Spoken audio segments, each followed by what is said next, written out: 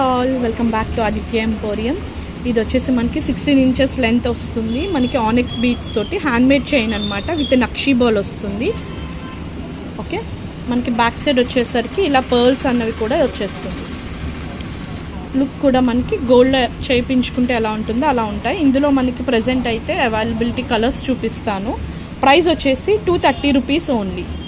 ఇది వచ్చేసి మనకి మంచి పింక్ కలర్ అండి.